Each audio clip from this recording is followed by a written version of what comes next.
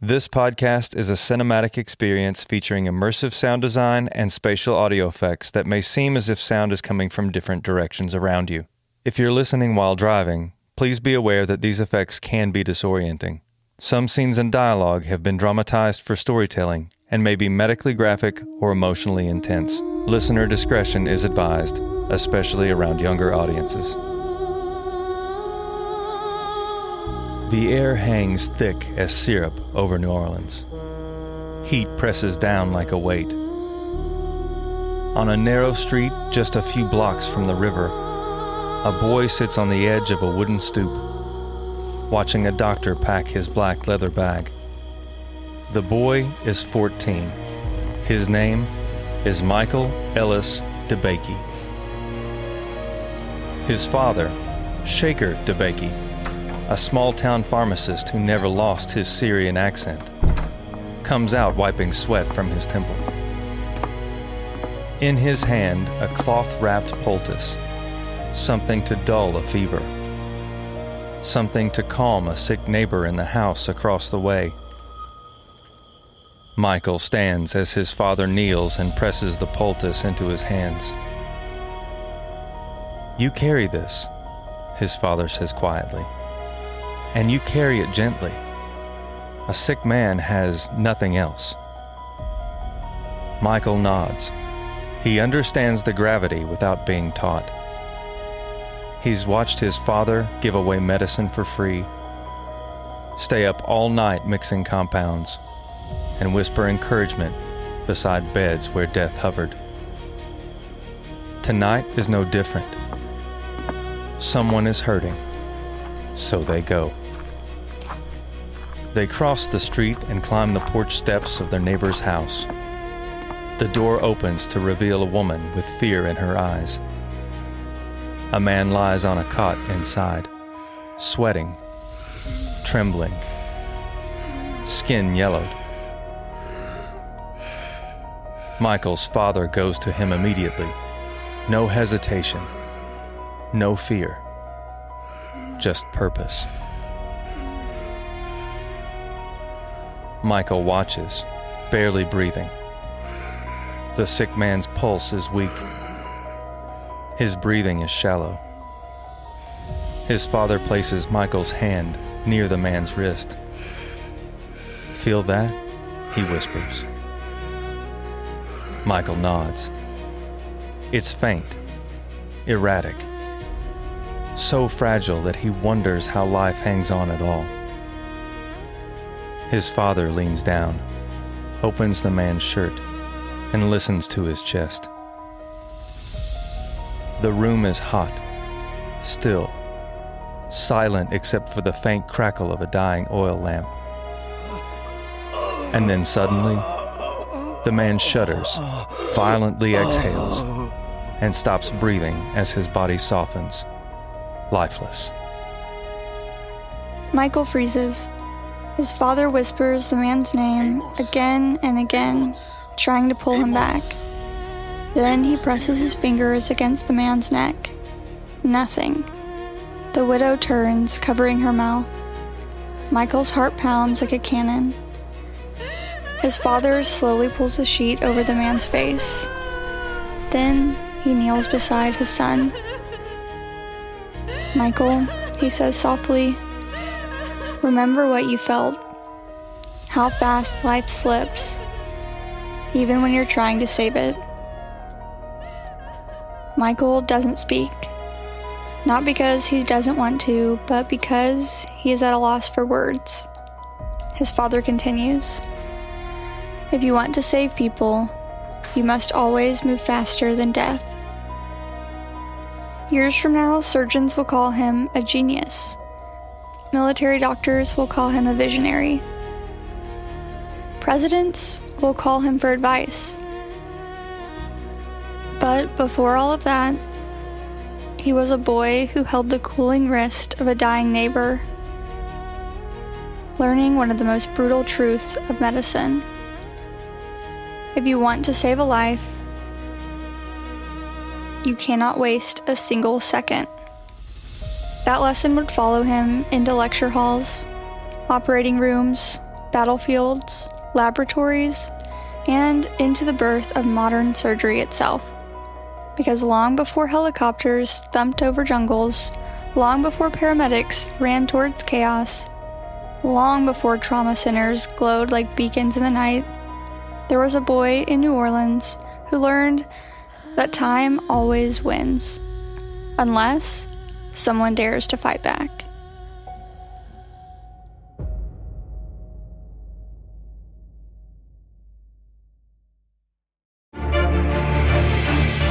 The foundations of EMS weren't laid in classrooms or city halls.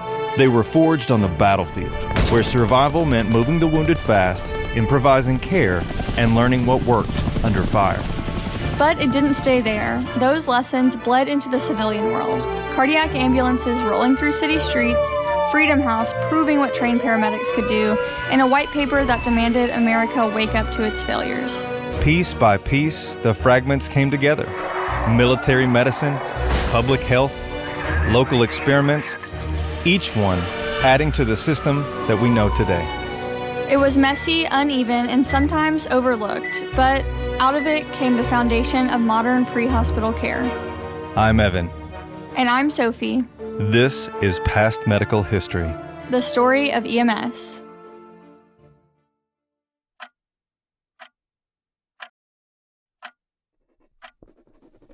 Michael DeBakey never remembers a time when he wasn't learning. Not so much what you'd call studying, as truly exploring and soaking up the world like his father soaked herbs into poultices. By 12, he's reading medical texts for fun. By 14, he's tutoring classmates twice his age. And by 15, Tulane University makes an exception and lets him into college. He's not arrogant. It's not overconfidence. It's gravity. Medicine pulls him the way that black holes pull light. His father's pharmacy becomes his laboratory. His mother's sewing room becomes his workshop.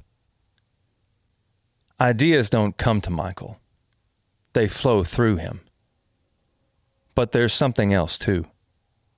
An invisible ember that started glowing the night the neighbor died on the floor. DeBakey isn't driven by prestige or ambition or the glamour of surgery. He's driven by frustration, the frustration of watching life slip away when you know it shouldn't have. He remembers the pulse under his fingertips. He remembers how quickly warmth vanished from that man's wrist. He remembers thinking, if only we had gotten there sooner. If only we had done more. If only time weren't so crucial. That memory becomes the quiet engine of his life. At Tulane, professors expect medical students to memorize, to repeat, to obey. Michael listens a bit half-heartedly. He wants to learn, but rote memorization isn't what interests him. He doesn't want to learn to do things the way they're being done now. Medicine is just okay, but it can be better. He knows it. He feels it. He wants to advance it. Hold back the cruel hands of time. As he sits in class, he sketches. In the labs, he disassembles tools. He redesigns things that don't need redesigning. He annoys half his instructors and inspires the other half.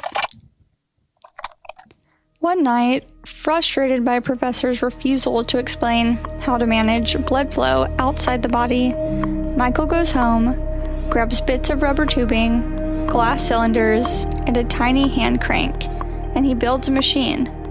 A simple rhythm maker, a device that pushes fluid forward using rollers that squeeze the tubing in pulses. One of his first inventions, the roller pump. To him, it's just a model, an elegant little way to mimic how blood moves. But what he doesn't know, what no one knows, is that he's just accidentally created the beating heart of the future. Decades later, this very mechanism will allow surgeons to shut down the heart, keep blood flowing through a machine, and repair that heart, an organ that was once thought to be untouchable. Every open heart surgery, every bypass, every valve replacement, every life saved on a table where the heart has been stopped. All of them trace back to this quiet night in a student apartment where a teenager solved a problem he didn't yet understand. And once he discovers he can solve problems like that, he can't stop. He starts writing papers in the medical library between classes. Not essays, but clinical reviews that analyze diseases doctors rarely discuss. He doesn't just study, he builds. He doesn't just memorize, he questions. And he doesn't just accept, he pushes. Tulane professors begin to whisper, "Have you seen what the DeBakey boy is doing? He's not normal. He's dangerous. He's brilliant." He becomes the student every old-fashioned physician quietly fears, the one who might actually change things. In 1935, while other medical students cram for their exams or practice stitches on pigskin, Michael is doing something else entirely. He is studying gunshot wounds. Not in the way textbooks describe them, as curiosities or historical relics of a bygone era, but as a mechanical event, as physics, trauma, as problems with answers waiting to be found. He reads accounts from the Great War. He pores over autopsy reports.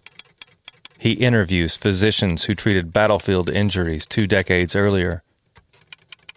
He sketches trajectories, pressure waves, tissue zones of destruction. He connects dots no one else is connecting. He writes all of it down, not as a term paper, but as if he is preparing to guide an entire medical corps. What emerges is a document that no one asked for and no one expected. A detailed analysis of ballistic trauma. How bullets crush, tear, and cavitate. How shock steals life in minutes, and how evacuation delays multiply mortality. He's 27 years old now. He's never seen a battlefield, never watched men fall in rows, never felt the heat of war. And yet, he writes about it with such clinical clarity that when the U.S. Army Medical Department reads it, they file it away as classified reference material, quietly impressed, quietly unsettled. This is not the work of a student. This is doctrine. This is a blueprint. A mind preparing for a war the world doesn't know is coming.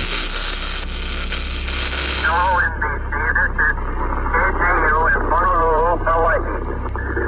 I am speaking from the roof of the Advertiser Publishing Company building. We have witnessed this morning the distant view, the air bombing of Pearl Harbor by enemy planes, undoubtedly Japanese. The city of Honolulu has also been attacked and considerable damage done. This battle has been going on for nearly 3 hours. 7 years later, when Pearl Harbor burns and the United States is pulled into the inferno of global war, military physicians open their archives, and there it is, DeBakey's paper. His youthful analysis, written long before anyone imagined he'd serve, now guides triage decisions, surgical priorities, and evacuation strategy for the Army, about to see more gunshot wounds than any force in American history. And the Army Medical Corps asks a question that would change his life. Where is this DeBakey? And why is he not working for us? The war comes looking for him, and Michael DeBakey goes. Not because he wants glory, not because he wants rank, but because he knows the truth. He felt it as a boy on that humid night in New Orleans. When men bleed, when seconds vanish, when chaos pulls life apart, someone has to rise faster than death. Someone has to carry the scalpel into the storm. Someone has to fight time. And so begins the chapter that will define him. Not in a classroom, not in a lab, but in the largest war the world has ever known, where ideas become orders and theory becomes survival, where a young surgeon with restless hands and a mind full of blueprints steps into the role he was built for. North Africa, 1943. This is where Michael DeBakey meets war for the first time. Not in a strategy room or behind a desk, but in a tent where the air smells of diesel, sweat, and death. The desert wind blows sand through every seam of the canvas. It coats instruments, boots, lips, and wounds. Inside, surgeons work bare-armed, soaked in sweat, their aprons turning brown where blood meets dust. A young corporal is carried in, obviously dehydrated, pale, eyes wide with terror. He has a shrapnel wound to the abdomen. He's warm, he's talking, but there's no doubt. He's dying. They unload him onto a table. A medic whispers, "Took 4 hours to get him here." 4 hours over rough terrain. 4 hours in heat that bakes through bandages. 4 hours while time took its tithe. DeBakey watches the corporal's pulse fade behind a surgeon's hand. He recognizes the wound. He knows it isn't hopeless. But he knows with every fiber of his being that if the soldier had arrived earlier, he stood a much better chance of surviving. Here in Africa, the Army's medical system is a maze of delays. Ambulances get stuck behind supply trucks. Field hospitals are often situated too far from the front. Surgery waits on transport. Transport waits on orders, and orders wait on chaos to calm. As the corporal's breath rattles and stops, something shifts in DeBakey. This isn't just a tragedy. It's a pattern he sees. Soldiers are dying because care is too far away. Soldiers are dying because surgeons arrive too late. Soldiers are dying because the evacuation is slow. Soldiers are dying because the system collapses under its own weight. Soldiers are dying because no one is fighting the real enemy, time. That night, by lantern light, he takes out his notebook. He does what he has always done. He analyzes, then measures and maps the problem. He sketches the paths that wounded soldiers travel from the front line to the aid post to the field hospital. He plots the minutes between injury and incision, calculating survival for different wounds depending on delays. He looks at all this chaos, and then he tries to solve it. These notes, written in sweat-soaked tents after 15-hour shifts, will become the seeds of a revolution. Commanding officers notice his reports, then medical officers, then generals. Finally, a summons arrives. DeBakey is reassigned. he is pulled out of the dust of North Africa and placed into the beating heart of the U.S. Army's medical system, the office of the Surgeon General. Not because he asked, however, the Army has come to realize something. Michael DeBakey doesn't just treat wounds. He creates systems. He doesn't just fix soldiers with a scalpel. He saves life with organization. His mind can do more for medicine than generals do for armies. There are moments in history when a single mind becomes a nation's greatest weapon. DeBakey was about to become that weapon. In Washington, DeBakey is given something few physicians ever receive: a view of the entire war at once. Reports flow across his desk from North Africa, Sicily, Normandy, and the Pacific. He reads field notes written in mud, studies casualty statistics measured in thousands, tracks supply routes, evacuation timelines, and surgical outcomes. He sees every weakness and every failure in the Army's medical machinery. One truth rises above all others. If you can operate sooner, more people will live. If you can evacuate faster, more people will live. If you can stabilize earlier, more people will live. This isn't instinct or opinion. This is math. So he makes a proposal, one bold enough to make traditionalists furious, and brilliant enough to change the world. Move surgery closer, as close as humanly possible. That's what DeBakey writes in his proposal. Bring surgery as close to the point of injury as you can. Field hospitals are too big. Base hospitals are too far. Evacuation is too slow, and waiting kills. So he sketches a new kind of unit. A small, fast, forward surgical hospital.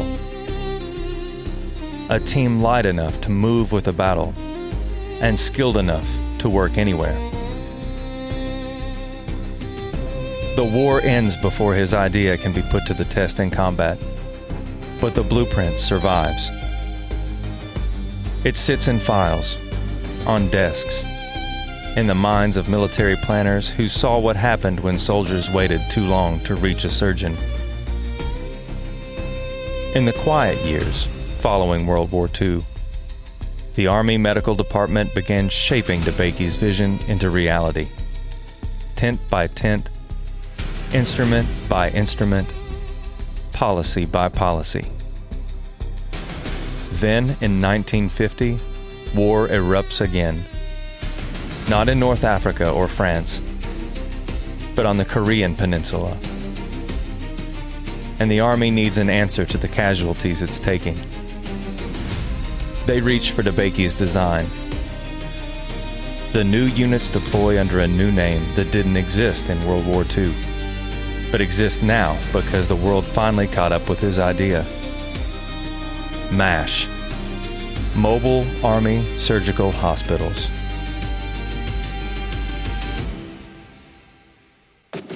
In Korea, MASH teams operate within miles of the front line, doing in minutes what World War II surgeons could only do hours later. Survival rates skyrocket. Wounded soldiers who would have bled out in 1943 now walk out of hospitals. A decade later, in Vietnam, the concept evolves again. Helicopters, fast, nimble, relentless, lift casualties straight from the jungle and rush them to forward surgical units. A wounded soldier has a realistic chance of seeing a surgeon within an hour of being hit. All of it grows from the blueprint DeBakey drew in dusty tents and war rooms during World War II. His idea to chase the wounded instead of waiting for them becomes the backbone of modern combat medicine.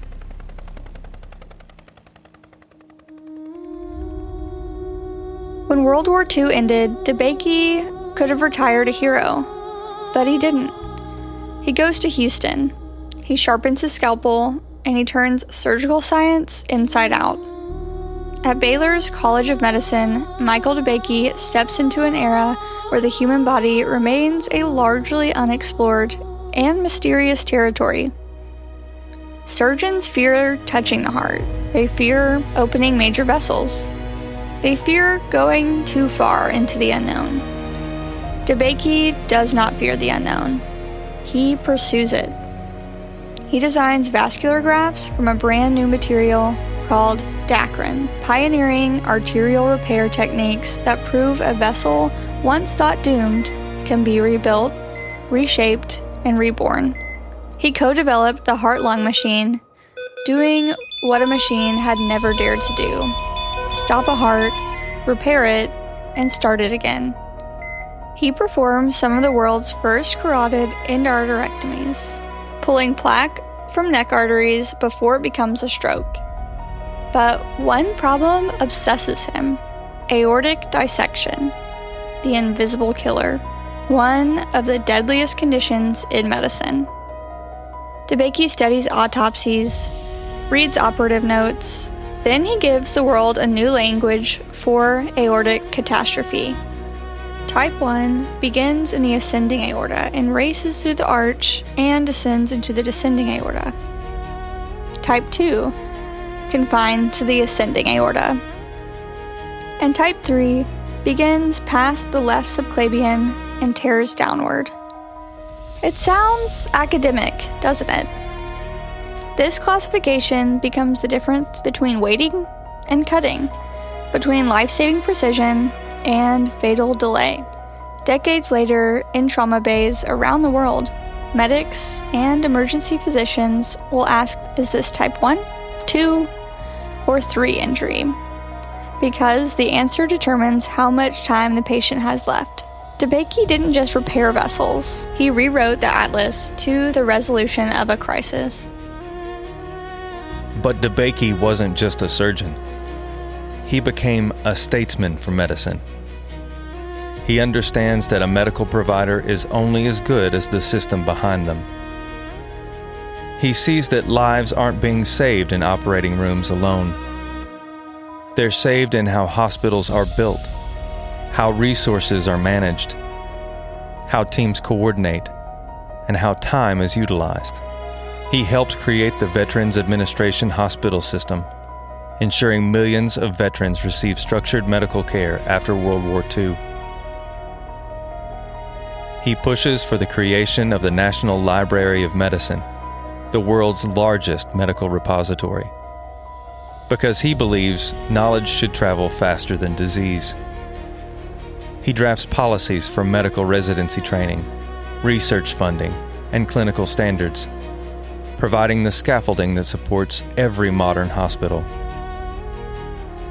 By the 1960s and 70s, the world was changing faster than medicine could keep up. War is no longer the primary source of trauma. Highways are. People are dying in seconds on American roads from blunt force, twisted metal, and high speeds. And something inside DeBakey recognizes the pattern. He's seen this before. Not in Houston, not in peacetime, but in the desert. So he fights for a new idea. Medicine must leave the hospital. It must reach the scene. It must move faster than death. He supports regional trauma centers, which are intentionally built around the concept of reducing time to definitive treatment. He supports mobile emergency units, foreshadowing the arrival of paramedics.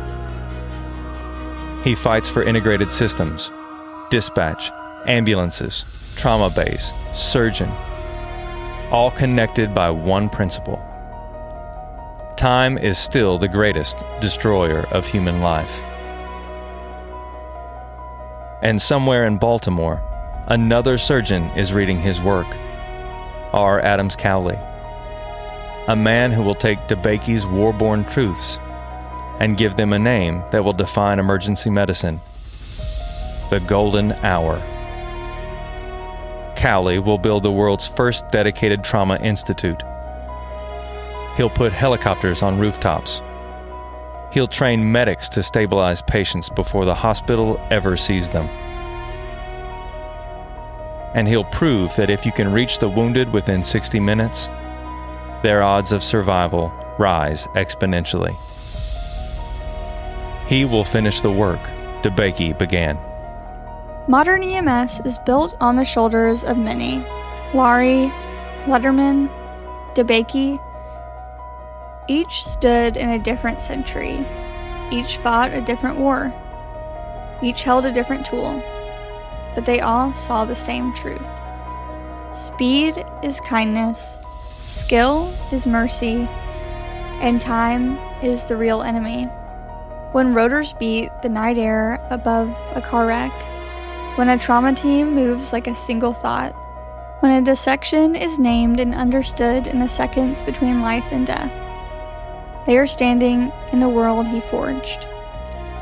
Not the world of battlefields and tents, but the world where medicine outpaces chaos, where we fight time itself, and sometimes we win because Michael DeBakey showed us how. Next time we follow the thread from Houston to Baltimore into a new era of trauma, helicopters, and a surgeon who believed an hour could decide everything. We hope you enjoyed this episode of Past Medical History, the story of EMS. If you did, it would mean the world to us if you took a moment to rate and review the show wherever you're listening. Your feedback helps others discover the stories and keeps us inspired to share more. Know someone who'd love this episode? Send it their way and help us grow the conversation. And be sure to follow us on Instagram at PMHX Podcast for behind-the-scenes updates, bonus content, and more. A very special thanks to the G. Robert Vincent Voice Library at Michigan State University for the Pearl Harbor broadcast audio. Past Medical History, the story of EMS, is a Nova Sequence Studios production in association with Long Pause Media, a division of Flightbridge Ed. Music by the Willoughby Historical Society.